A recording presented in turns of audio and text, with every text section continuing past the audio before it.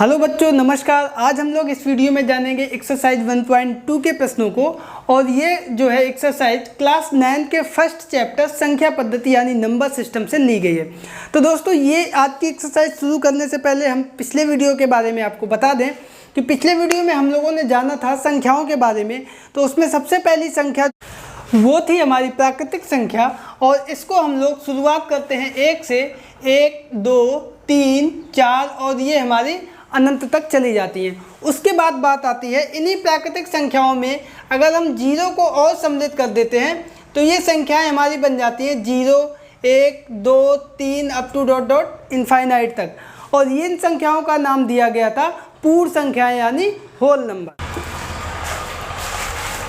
और इनको हम लोग W से प्रदर्शित करते हैं। अब ये संख्याएं सभी धनात्मक हैं। इसमें अगर हम यही सभी संख्याएं ऋणात्मक जोड़ दें, 0 प्लस में हो या माइनस में, ये 0 ही रहता है। -1, -2, -3, -4। तो इनको हम जब एक साथ लिखेंगे तो ये संख्याएं हमारी हो जाएंगी 0, ±1, ±2, ±3। और ये सभी संख्याएं जो है ये हमारी कहलाएंगी पूर्णांक। क्या कहलाएंगी? पूर्णांक।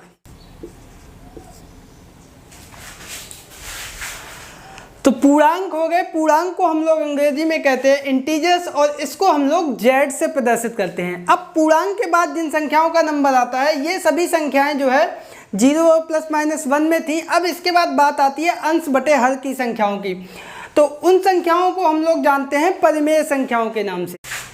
परिमेय संख्याओं को इंग्लिश में हम लोग कहते हैं रेशनल नंबर, और इसको हम लोग Q से प्रदर्शित करते हैं। तो यहाँ पे Q बराबर हमारा होता है P/Q, जहाँ पे P और Q किसके मान होते हैं? पूर्णांकों के मान होते हैं, यानी बिलोंग्स टू Z।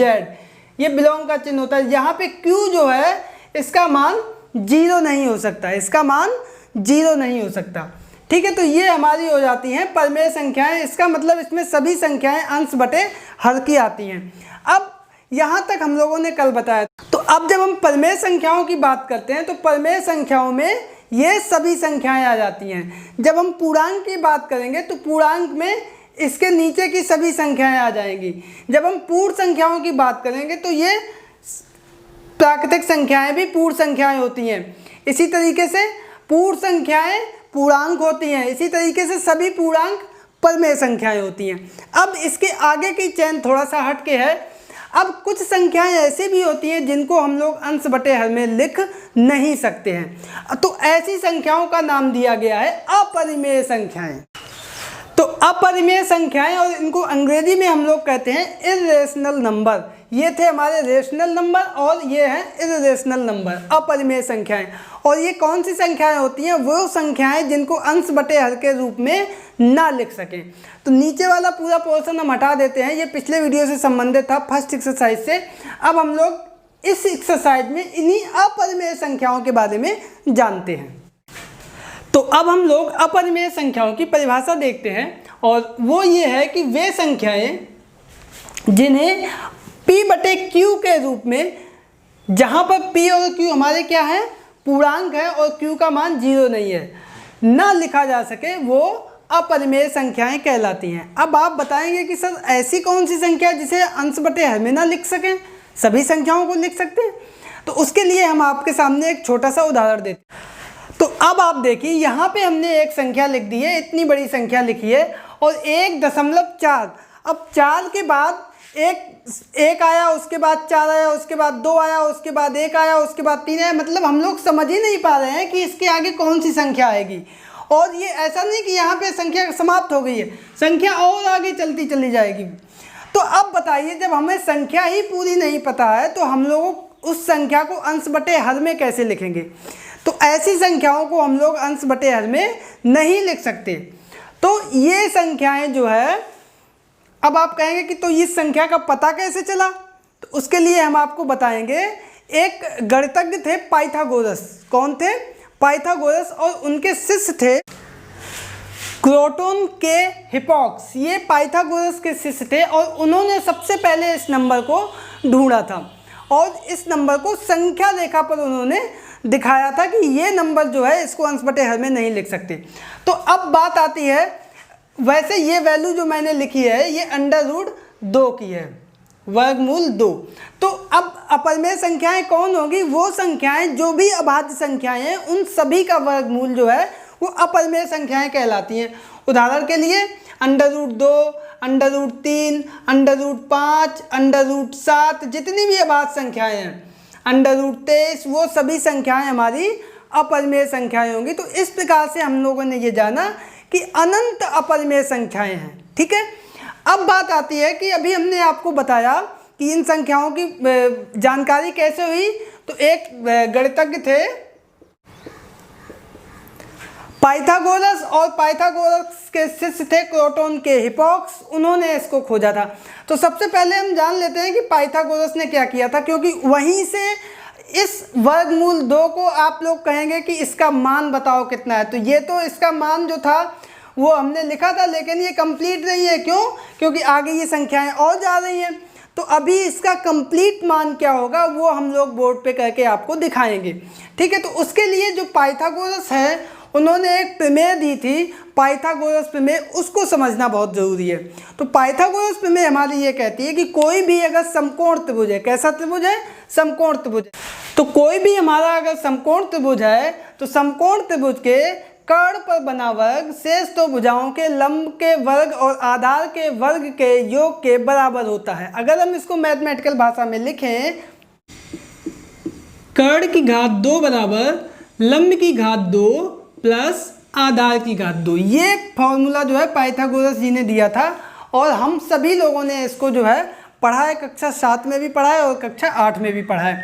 तो इसी का उपयोग करके उन्होंने वर्गमूल 2 का मान निकाल के बताया। तो अब हम लोग चलते हैं और देखते हैं कि वर्गमूल 2 का वास्तविक मान क्या होगा। तो उसके लिए हम सबसे पहले एक संख्या रेखा खींचेंगे, 2, 3। ये O 1, 2, 3 और पीछे की तरफ ये -1, -2, -3। ठीक है, अब हमें जिस भी संख्या को हमें ड्रॉ करना हो, ये वर्गमूल 2 है, यानी जो 2 है 2 में से 1 कम कर दो तो क्या बचा? 1। उस 1 को हम यही खींच लेंगे। तो ये एक लाइन तो हमारी यही हो गई 1। अब बचा 1। उस 1 के लिए हम क्या करेंगे? ये चांदा से यहाँ से 90 अंश का एक लाइन खींचेंगे। ये 90 अंश है, ये हमने लाइन कर ली। अब इसमें क्या, जितना हमने ये माना था उतना ही इधर चाप लगा देंगे। तो ये मेरा कहाँ पे आएगा? यहाँ पे आएगा। ठीक है ना? तो जितनी दूरी ये थी उतनी ही दूरी ये है, ये हमने इकाई माना था। तो अब हमारी ये जो दूरी आएगी, कौन सी दूरी?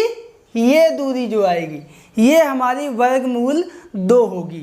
क्यों? ये 1 हो गया और ये 1 हो गया, तो ये कितना आएगा? कर्ण की घात 2 बराबर लंब की घात 2 धन आधार की घात 2। तो 1 की घात 2 धन 1 की घात 2, तो ये 1 और 1 हो गए 2, और ये हमारा था कर्ण की घात 2।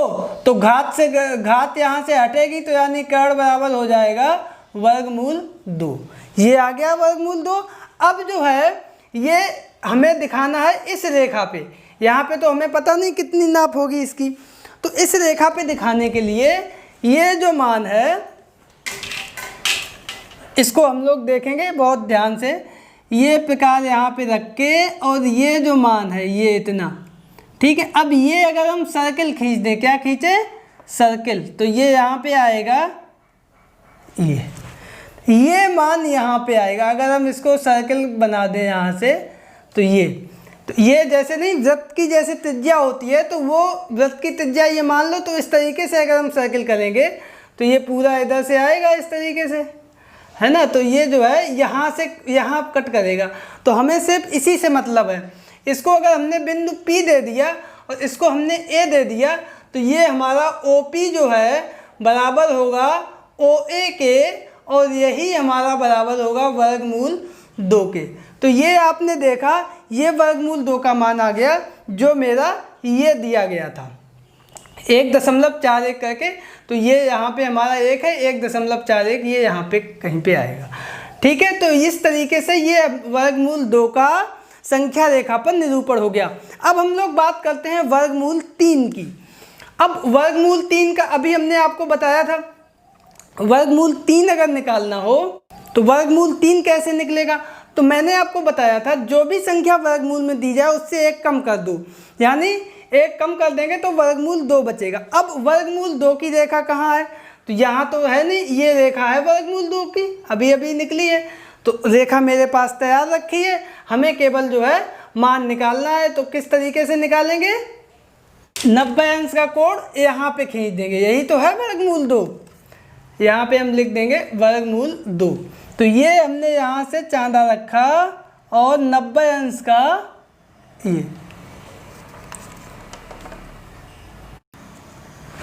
ये लाइन जो हो गई है, ये लाइन 90 अंश की हो गई। अब हमें इकाई मान, जो हमने इकाई यहाँ पे लिया था, यही इकाई का चाप जो है लगा देना है यहाँ पे, क्योंकि लंबवत जो रेखा रहेगी वो हमेशा इकाई की ही रहेगी। ठीक है, लंबवत रेखा हमारी इकाई की ही रहेगी। तो ये जो है जो चाप आया, अब हम क्या करेंगे, जैसे इसमें जहाँ पे चाप किया था वो रेखा मिला देंगे। तो ये जो लाइन हमारी बनेगी यही हमारी वर्गमूल 3 होगी, क्योंकि ये वर्गमूल 2 है, ये 1 है, ये 90 अंश का कोण है। तो आप लंब आधार और हल करेंगे, ये वर्गमूल 3 आ जाएगा। तो इस तरीके से आपने देखा। अब ये वर्गमूल 3 का मान आ गया। अब इसको हम संख्या रेखा पे कैसे ले आएंगे, तो ये हमारी हो गई त्रिज्या, क्या हो गई, एक वृत्त की त्रिज्या। अब हम लोग इसको खींचते चले जाएंगे यहाँ से, और ये कहाँ से, यहाँ आएगा।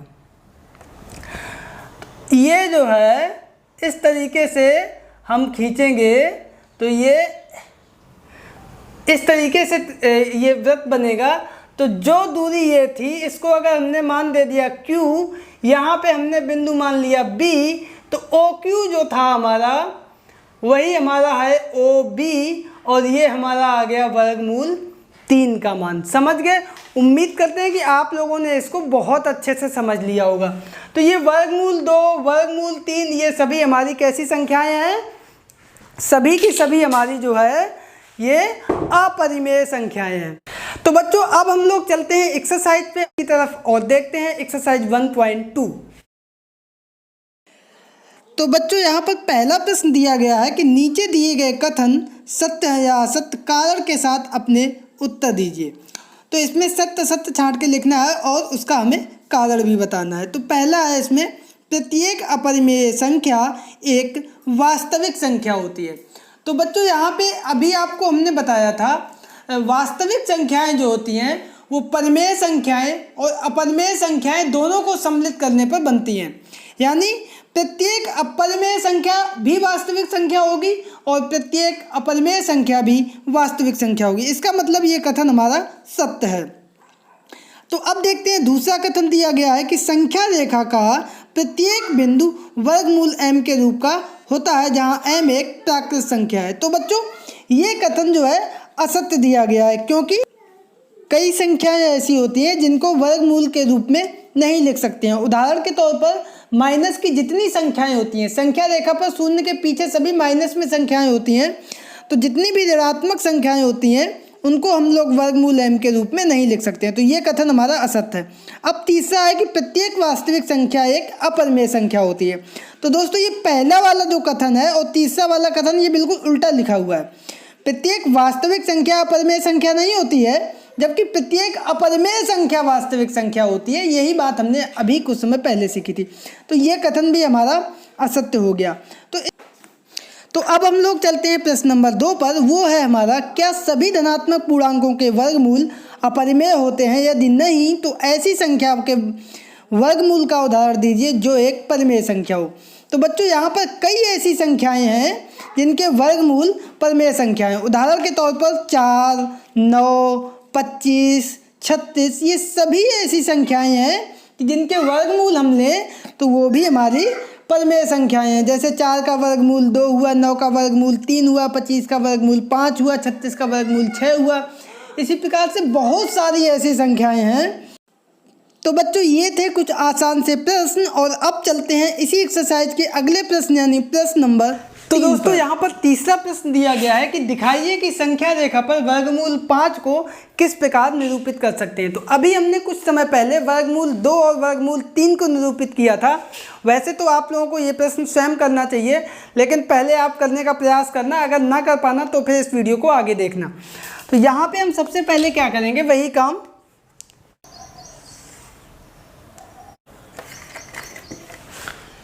ये हमारा मूल बिंदु हो गया, ये +1, ये +2, ये +3, इधर -1, -2, -3, ये तो संख्या रेखा हो गई हमारी। ठीक है, अब हम इस पे क्या करेंगे, हमसे पूछ रहा है वर्गमूल 5 का मान। किसका मान? तो 5 में से 1 कम करेंगे, कितना होगा? 4 होगा। अब वर्गमूल 4 का मान हमें पता है क्या? हाँ पता है, कितना? 4 का वर्गमूल होता है 2। तो सीधा सीधा हम क्या करेंगे, 2 को इस संख्या रेखा पर हम टिक करेंगे। तो ये हमारा है यहाँ पे 2। अब यहाँ से हम 90 अंश का कोण बनाती हुई रेखा खींचेंगे। तो चांदा हम रख देंगे, ये हमारा है 90 अंश का कोण, और ये हमने लाइन कर दी। अब क्या होगा, 1 यूनिट, मैंने आपको बताया था परपेंडिकुलर वाली लाइन सिर्फ 1 यूनिट होती है। तो ये 1 यूनिट हमारा ये है, 1 यूनिट का हम यहाँ से चांदा की प्रकार और पेंसिल की सहायता से चाप लगा देंगे, और ये जो बिंदु आएगा, इस बिंदु को हम यहाँ से मिला देंगे। तो ये जो दूरी हुई, ये तो हमारी इधर है 2, ये है हमारी 1, और ये जो दूरी आएगी ये वर्गमूल 5 का मान होगा। अब ये अभी नहीं आ रहा है, अब हम क्या करेंगे, प्रकार और पेंसिल की सहायता से इसको हम लोग जो है चाप लेंगे, और यही चाप का हम जो है सर्किल खींचेंगे। तो हम देखेंगे इस लाइन पे कहाँ काटता है ये, तो ये यहाँ पे काटेगा आके।